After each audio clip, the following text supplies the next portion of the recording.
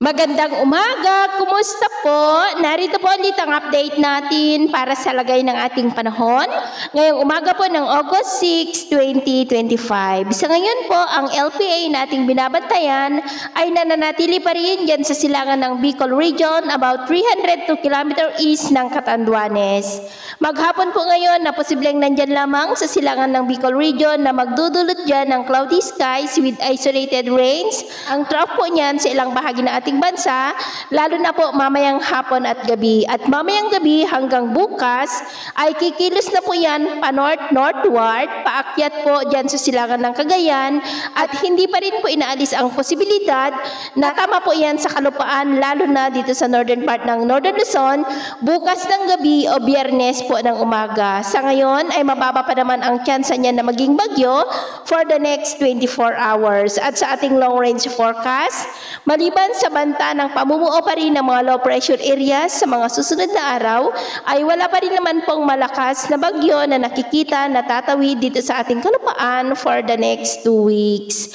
At sa lagay po ng ating panahon, ngayong madaling araw ay may mga isolated rains sa silangan po ng Cagayan, ilang bahagi ng Isabela, Ifugao, Zambales, Bataan, Metro Manila, ilang bahagi ng Bulacan, ilang bahagi ng Calabarzon, Catanduanes, Mindoro, Romblon, Masbate, southern part ng Iloilo, Bacolod, Hinubaan, Dumaguete, Cebu, Bohol, Leyte, Samar, Eastern Samar, Sulu Archipelago, Zamboanga City, Sarangani, General Santos, Davao at Surigao del Sur.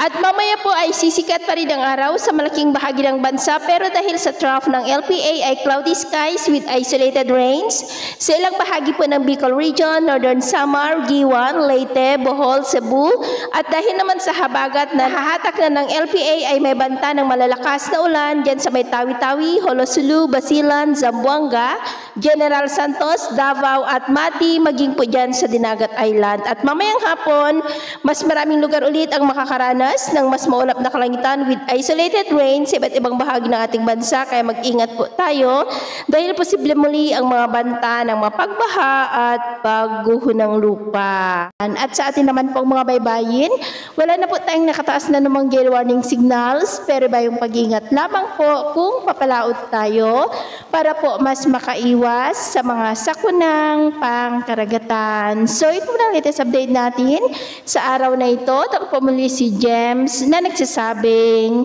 sa kahit na pagsubok po na darating sa ating buhay, wag po tayong mawawalan ng pag-asa. Thank you and God bless!